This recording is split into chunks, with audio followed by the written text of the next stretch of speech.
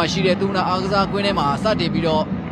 ရှင်ပြိုင်ကစားမှာဖြစ်ပါတယ်။ကစားသမား17ယောက်စီးကိုကြီးညာမယ်ဆိုလို့ရှိရင်တော့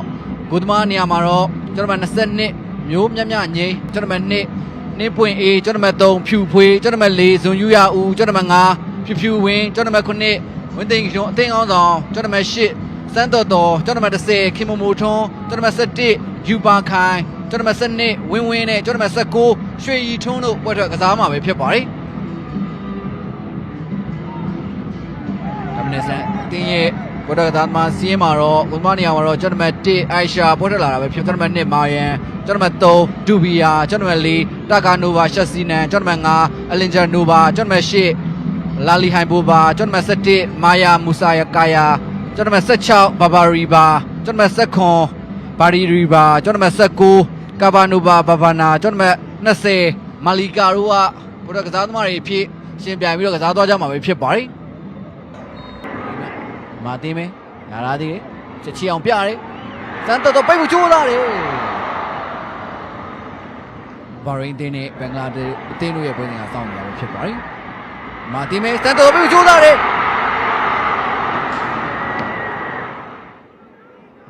ရှူပါခိုင်ရဲ့ဧရိယာတွေကိုဖျက်တင်ပေးဖို့မှုကိုစမ်းတော်ပိတ်သွင်းဖို့အတွက်ကြိုးစားခဲ့တာပဲဖြစ်ပါတယ်စမ်းတော်ဒီရဲဝင်လာပြီစမ်းတော်ပဲလက်ဖြတ်ချိုးပေးတာပိတ်ပြီကိုပြီခင်ဗျာလက်ရှိမှာတော့မာမျိုးသမီးအသင်းဥဆောင်ကိုစတင်ပြီးတော့ရရှိသွားခဲ့ပြီပဲဖြစ်ပါတယ်ဒီနေရာထဲမှာအသင်းရှိနေတဲ့အသင်းပေါ်ဝင်းစီအပေးမှာတော့ဝင်းမလေးတဲ့မျိုးသမီးအသင်းအနေနဲ့ဂိုးကြီးဆိုတဲ့ကြားလက်နဲ့ဒါမနစ်စံအသင်းကိုစတင်ပြီးတော့ဥဆောင်ကစားစေခဲ့ပြီပဲဖြစ်ပါတယ်ဒီသွားတဲ့ဥဆောင်ဂိုးမှာတော့စံတော်ရဲ့ကောင်းမွန်တဲ့စမ်းဆောင်ရည်တစ်ခုကိုတော့ကျွန်တော်တို့ဖြစ်နေအတိမတ်ပြုချီးကျူးသွားဖို့ရှိသလိုရရှိလာတဲ့အခွင့်အရေးကိုပနိုင်တုံးချခဲ့တဲ့ဝင်းရဲ့သုံးသက်ပိုင်းဆွမ်းဆောင်ရည်ရလည်းအကောင်းမွန်ဆုံးအနေအထားတစ်ခုမှာရှိနေခဲ့တာပဲဖြစ်ပါတယ်ပေးထားတယ်မိုထွန်းထွက်လာခဲ့တယ်မိုထွန်းပဲချိန်လိုက်တဲ့မျောပေးတာစန်တိုတိုလူကြီးကပဲစန်တိုတိုကန်ထပ်ပေးလာတယ်ဂိုသမားအိုင်ရှာဒီမှာတော့မောင်မစုံဖန်နီးပေးထားနိုင်တဲ့စမ်းတော်ဒီချိန်မှာတော့ကိုရိုင်းကိုဖြစ်ပြောင်းလဲဖို့အတွက်အခွင့်အရေးကောင်းရရှိခဲ့တာပဲဖြစ်ပါတယ်ဒါပေမဲ့ဂိုသမားအိုင်ရှာရဲ့စတောင်းနဲ့ကြည့်ပြီးတော့ဘောလုံးကတော့ပြန်ထွက်သွားခဲ့တယ်ခင်ဗျာ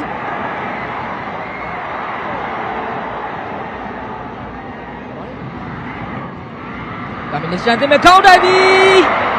ဘာလန်ထိပြီးတော့ပြန်ထွက်လာရင်ဗျာအကဲကိုချိန်ပါကိုရရှိဖို့အတွက်အကောင်းဆုံးခွင့်ရတစ်ရက်ကိုတာမီနစ်စတန်သင်းပိုင်ဆိုင်ခဲ့တာဖြစ်ပါတယ်။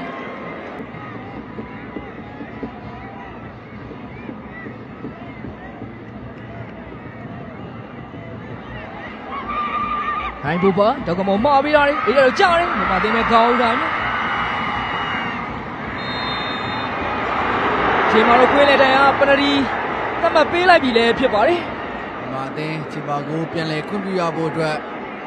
ခိုင်တန်တစ်ခုကတော့ရောက်ရှိလာခဲ့ပြီပဲဖြစ်ပါတယ်။ဒီမဲ့ကစားသမားကိုနောက်ကနေပရီဧရိယာထဲမှာ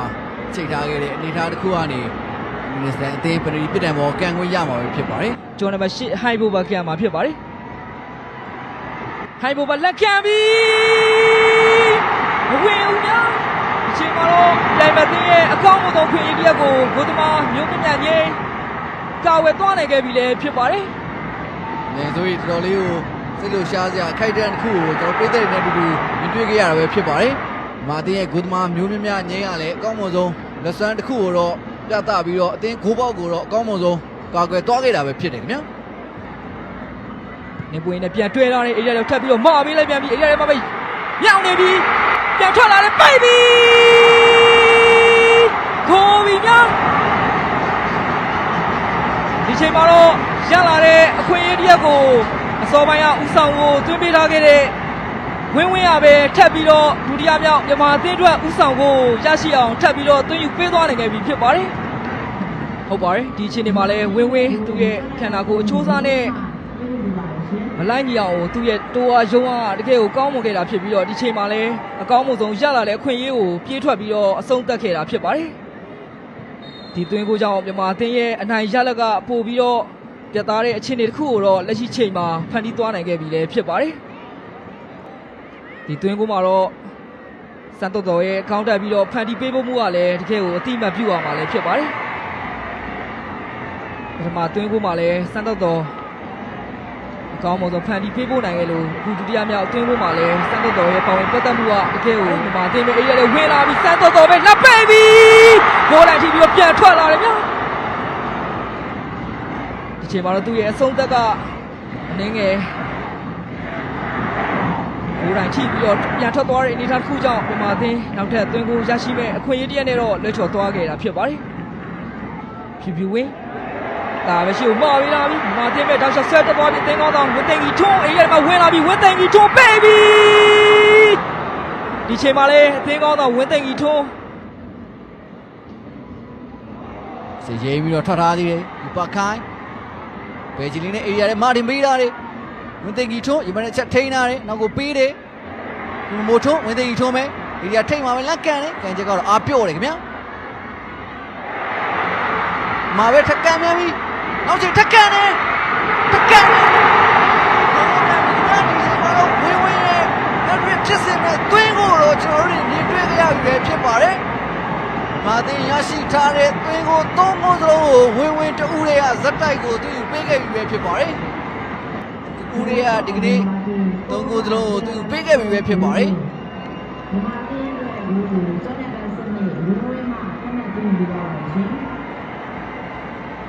ဆွေထွန်းရဲ့ဘယ်ချေကန်ချက်ကိုဘုဒ္ဓမအိုက်ရှာပုတ်ထုတ်ကာကွယ်ပြီးတော့ပြန်ထွက်လာတဲ့အလုံးကိုတော့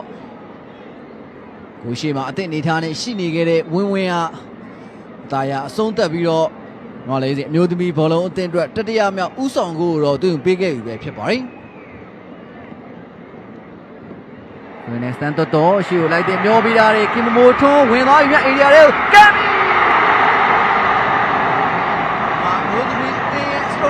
ဥဆောင်ကိုဖြစ်ပါတယ်ဒီချိန်မှာဟိုပြီးပေးသွားတဲ့ကစားသမားတော့ကျော်နတ်တစ်ခင်မမိုထွန်းဖြစ်တယ်ဗျာ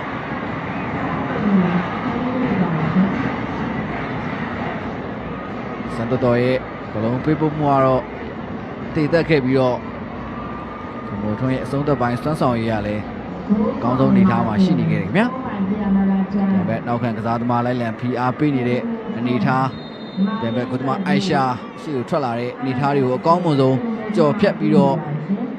ခင်မမိုထွန်းဒီနေနေနဲ့အဆုံးသတ်နိုင်ခဲ့တာပဲဖြစ်ပါတယ်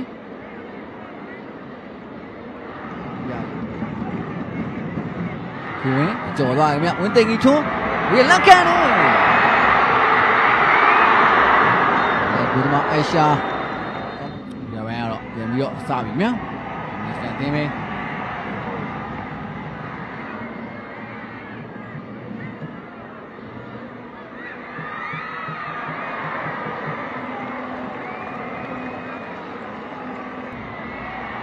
တင်မယ်ထက်လူနောက်ပေါ်လေးနဲ့ချပြီးသားတယ်မိုချိုရှေ့မျောပြီးသားတယ်အခုကျိုးသားနေတယ်စန်တော်တော်တောက်လျှောက်ပဲအေရီယာလေးဝင်လာပြီးစန်တော်တော်ပဲဒီထက်လူပေးဖို့ကျိုးသားတယ်ဘုံကနေငယ်နောက်ကျကြံခဲ့တယ်ခင်ဗျာယူပါခိုင်းရှုထပ်မှပြီးတဲ့စန်တော်တော်ခေါင်းတိုက်တယ်ဂိုးပြီခင်ဗျာမာတင်ရဲ့ပြည်စမားမြောက်သွင်းဖို့ဖြစ်ပါတယ်မရှောက်လိုက်တက်လာခဲ့တဲ့မီထက်လူစီကိုပေးဖို့အတွက်ကြိုးစားခဲ့ရမှာဖြစ်ပါတယ်။မာတင်ရက်ကိုဆက်လက်ရှိစမ်းတော်မှာပြီးပြီပါ။ခင်ရဲ့ပြပမှုကလည်းသိကြရပါဗျာ။စမ်းတော်အပိုင်းခေါင်းတိုက်ပြီးတော့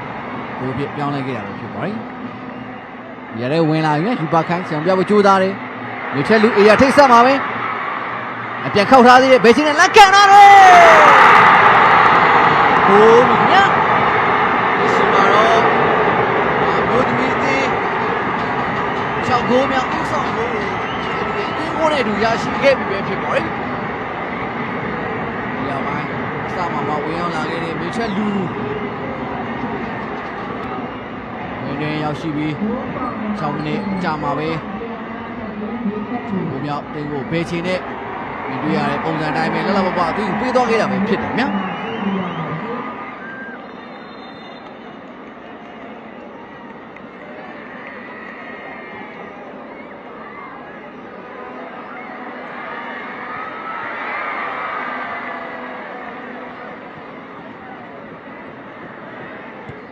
အိုင်လာဒီက ကိုကြိုးစားခဲ့ပေမဲ့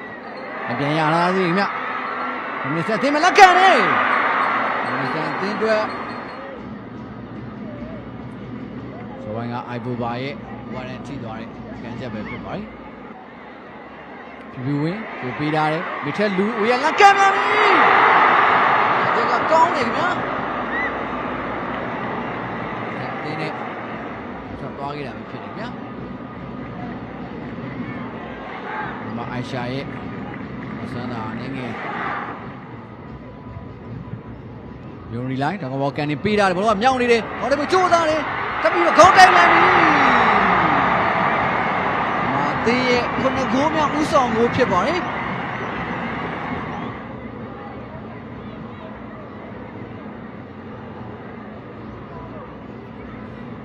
ယုံရီလိုက်ရဲ့တောင်းကန်ဘောကိုမြေထက်လူခေါင်းတိုက်အဆုံးတက်ရမှာမင်းစတန်အတင်းရဲ့ဇာမပပနာရှင်းထုတ်အားနဲ့ပြန်ရှံပြီးတော့ထွက်လာတဲ့ဘောလုံးတော့ဧရိယာထဲမှာအတင်းရှိနေကြတဲ့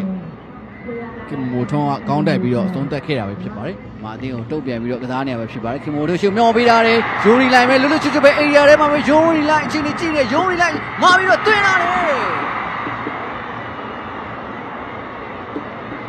ယိုရီလိုင်းသူ့ဘိုးအတွက်ကြိုးစားခဲ့တာပဲဖြစ်ပါတယ်။ဒီဘိုးကိုပြုလုပ်ခဲ့တဲ့ဆုံးသွားလဲစက္ကန့်ပိုင်းလောက်ပဲလိုအပ်တော့တယ်ခင်ဗျာမြန်မာအသင်းထပ်မံပြီးတော့ဥဆောင်ကိုရရှိအောင်လားကြည့်ရမှာဗျာယုံရီလိုင်းတော့ကန်နေပေးရတယ်ဘလို့မြောက်နေတယ်လင်းလေဦးပိတ်ဖို့ကြိုးစားတယ်တကန်မြန်ဒီမှာတော့မာမျိုးသမီးအသင်းရဲ့ရှစ်ဂိုးမြောက်တွင်းကိုတော့သမစက်ကိုရွှေရီထုံးကအသင်းကိုပေးခဲ့ပြီပဲဖြစ်ပါတယ်လင်းလေဦးရဲ့ကန်ချက်ကိုတာမန်နစ်ဆန်အသင်းရဲ့နောက်တန်းကစားသမားတွေဟန်တားခဲ့ရမှာရှုပ်ရှက်ခက်ပြီးတော့ပြန်ထွက်လာတဲ့ဘောလုံးတော့ဒီနေရာထဲမှာအသင်းရှိနေခဲ့တဲ့ရွှေထွန်းကဘယ်ချိန်နဲ့ကန်သွင်းပြီးတော့အသင်းအတွက်နောက်ထပ်ဥဆောင်ကိုတကူတော့သူပေးခဲ့ပြီပဲဖြစ်ပါတယ်။ဘယ်ဆုံးတဲ့အချိန်ဒီလုံးဝရှော့မသွားဘူးနော်။အားကစားဝါနာရှင်ပြည်သက်များနော်။ကျွန်တော်စီကံတစ်ဆက်နေစဉ်အတွင်းမှာပဲမာအသင်းနဲ့ကမ္ဘာ့ဆန်အသင်းတို့ရဲ့ပွဲစဉ်ကတော့ပြီးဆုံးသွားခဲ့ပြီပဲဖြစ်ပါတယ်။ပြီးဆုံးသွားတဲ့အချိန်မှာတော့ညီမလေးတွေမျိုးသမီးဘောလုံးအသင်းကကမ္ဘာ့ဆန်မျိုးသမီးဘောလုံးအသင်းကို၈ဂိုးဂိုးပြီးဆိုတဲ့ရလက်တစ်ခုနဲ့တအနိုင်ယူခဲ့ပြီးတော့အုပ်စုအဖွင့်လှခဲ့ပါတယ်ဆိုတဲ့အကြောင်းအစီအကံတစ်ဆက်ရင်းနဲ့ပဲကျွန်တော်ရဲ့ diet ထုံးနဲ့တစ်ဆက်နေမှုကိုဒီမှာပဲညနာဝင်ပြပါခင်ဗျာအားပေးကြည့်ရှုခဲ့ကြတဲ့ပရိသတ်တယောက်ချင်းဆိုင်ကိုကျေးဇူးအထူးပဲတင်ရှိပါတယ်ခင်ဗျာ